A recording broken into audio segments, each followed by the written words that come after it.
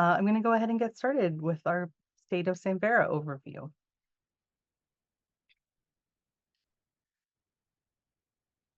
So as I said, this is sort of a year in review.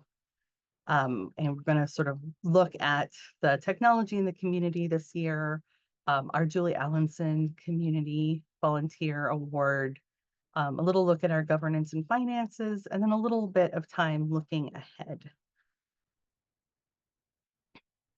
So first up, thinking about our technology.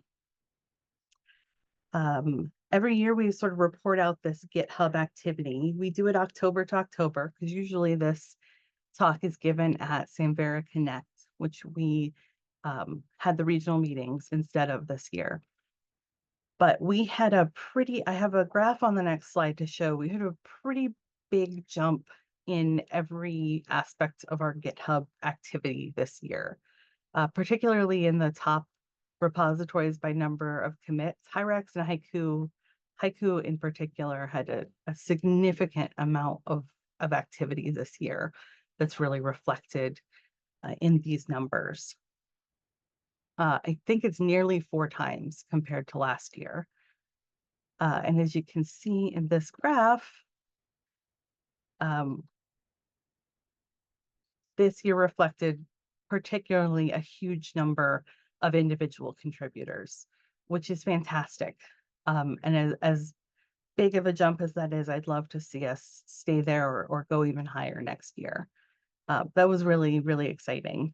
And we're continuing to grow in sort of the number of institutions contributing, and a number of repositories has stayed pretty steady. And I'll be interested to see what that does next year. I won't spend a lot of time talking about the platforms because we do have technology updates today, but just a reminder of our noteworthy releases this year. And I know that both Hyrax and Haiku have big releases sort of coming out eminently. But Avalon had 2 large releases this year.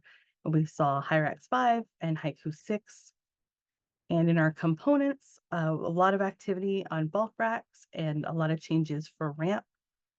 And just 1 release was needed for Valkyrie.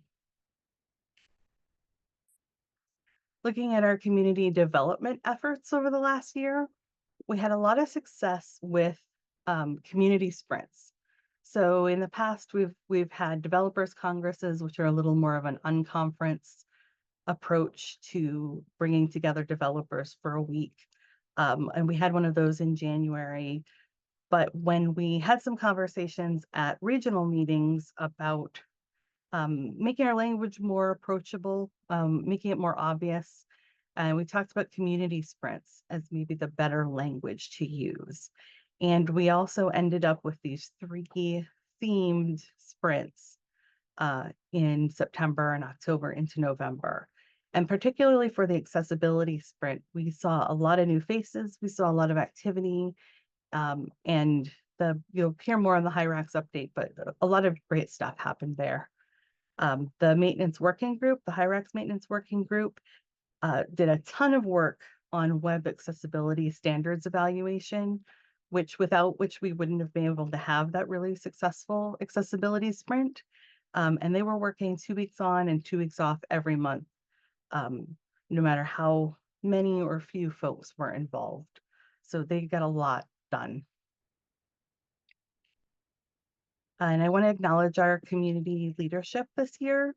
And for Hyrax product owner, Rebecca Cati has rolled off as our product owner. A big thanks to Rebecca, and Nick Homanda from Tufts University has already started in that role.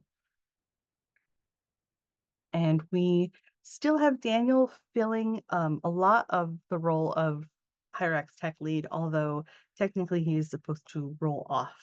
So we've been looking at different options for how to fill that role. And I think that sort of plays into looking ahead to things we're going to do next year. And Trey has continued on as our tech lead on the Valkyrie side.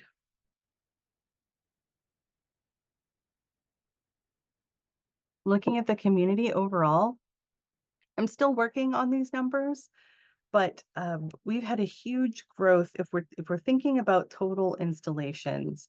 So it's a hard question to answer. So it's installations of what?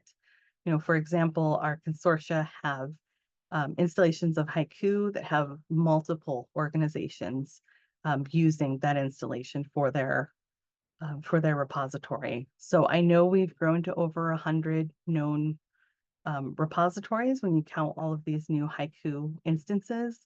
And I'm still sorting out how many organizations, but I believe we're over 90 now for sure. So this is something I want to have a better handle on to be able to talk about more clearly next year. But to give you a sense, we really are growing. Our Slack is sort of our main channel for communication. Our total Slack workspace members went up by 86 additional members this year. We have 216 average monthly active members, and that's anyone who's posted a message or read at least one channel or direct message. And we had over 21,000 messages in that October to October time, nearly 70% in public channels. So that reflects how active we are as a community. If you look at the Samvera Community calendar, October to October, so that's linked up on the samvera.org website and on the wiki, and it lists all of our meetings, our tech call, partner call, all of the different interest and working group meetings. We had 172 individual meetings on the calendar. We had 90 attendees at our 4 regional meetings this year, if you add all 4 of them together. And we had 115 registrants at our virtual Connect in May. And just a quick plug for those interest groups.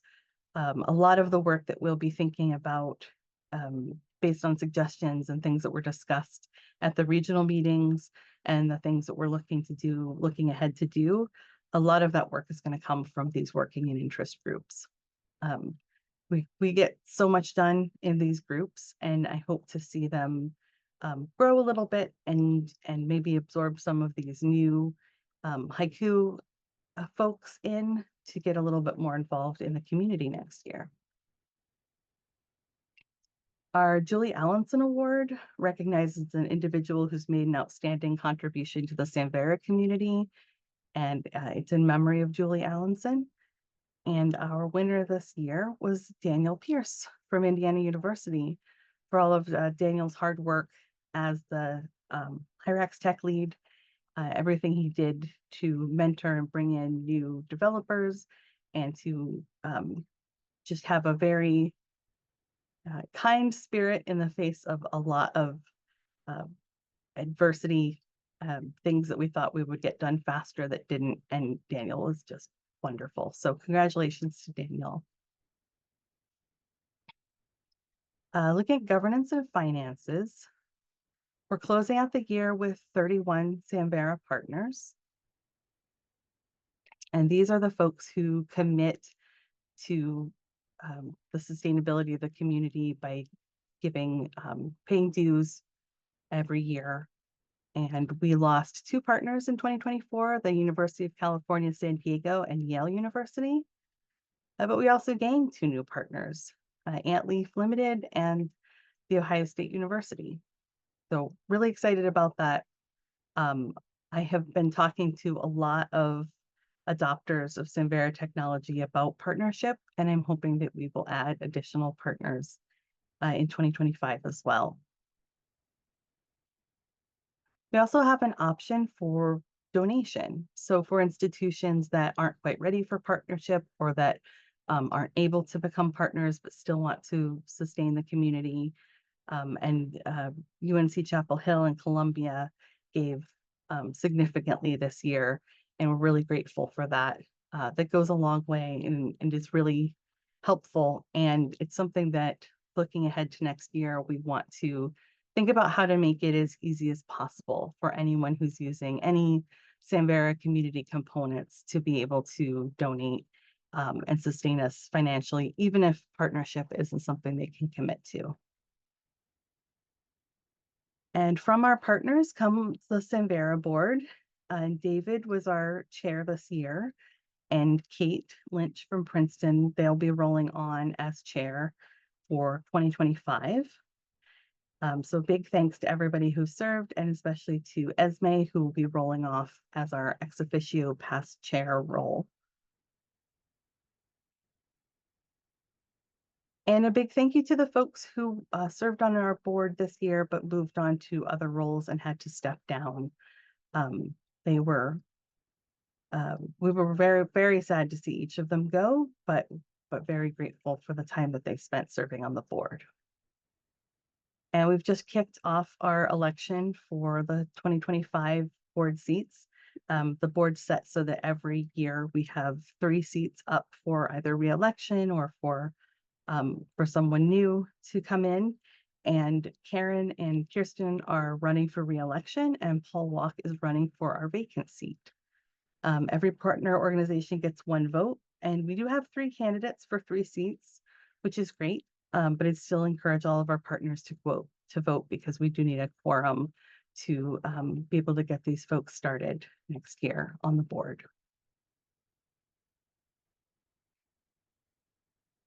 This is just a snapshot of Samvera's finances, our sort of projected where we'll land at the end of 2024, and looking at how we've budgeted for 2025.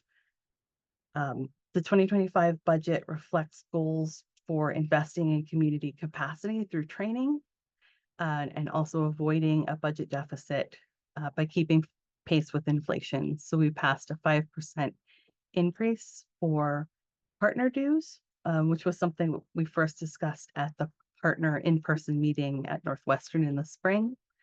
And that will help us get to a positive budget line at the end of the year. We went into this year knowing that we were going to run a deficit and dip into our funds, our sort of rainy day funds. But we did that with a purpose, to be able to have more hours for the Hyrax tech lead, and to pay some trademark bills that we have for having all of our trademarks. So we're looking at a positive expected gain, a small expected gain for next year, and that's where we want to be.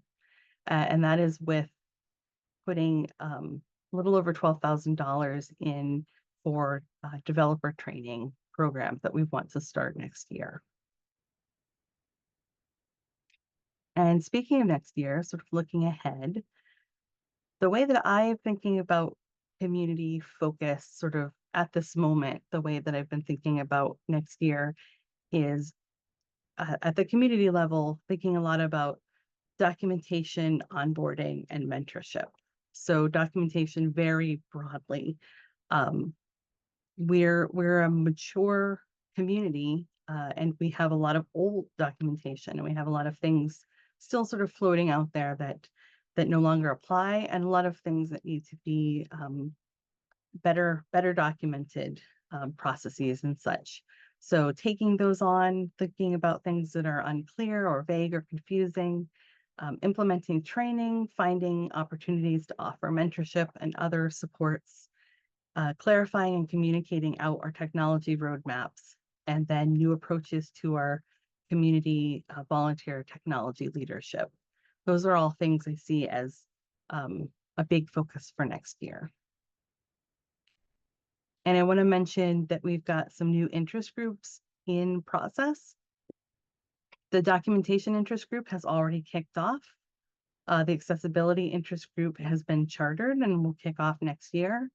And they're also beginning a charter on a GitHub permissions and processes working group to sort of find the things within our GitHub processes that are sort of our best practices that aren't well documented, because that can be a barrier for folks to participate in the community. So we've got a charter beginning there. There's also the potential always for other new groups. Some that were mentioned as being of interest at the different regional meetings were a group around combating AI harvesting, a group around research data management, working more closely and talking as a community about IIIF implementations, and then also about preservation, an interest group in preservation. So those are all options. And if anyone is interested in maybe starting a charter for one of those interest groups, don't hesitate to get in touch. I would love to help with that. Some things that I've already started working on based on feedback from the regional meetings and thinking about documentation, onboarding, and mentorship focus for the year. I'm thinking about ways to change our language to make things more approachable. We started that already with community sprints. I did a Slack channel cleanup, and I'm working on a welcome channel that will connect folks who are new to our Slack with a channel of people to help them and get them oriented. I have community manager office hours, which some folks have already taken advantage of. It's really, really easy to schedule some time with me for anything, for any reason. And then we're looking at standardizing the interest and working group facilitation. We've got some groups that already have some really good processes, and so we want to document those and set up our wiki templates to reflect those approaches.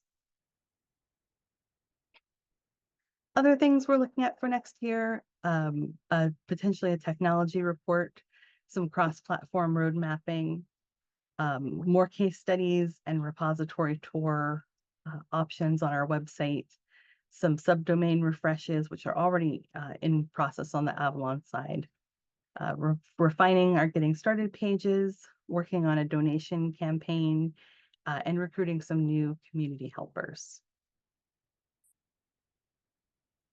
And events for next year. So we'll always have Virtual Connect in May. Open repositories 2025 will be in Chicago this year. So it's an opportunity to make sure that there are some Samvera topics represented, that we're sharing things with folks, because that'll be a much easier location for more folks in North America to join us. And then we'll have Samvera Connect in 2025 at Colmex. So be sure to mark your calendar for October 21st through 24th. And early in January, we'll be looking to start a committee for that event to help us with planning and putting out a call for proposals and so forth. So thank you very much. If anybody has any questions, I'm happy to take them.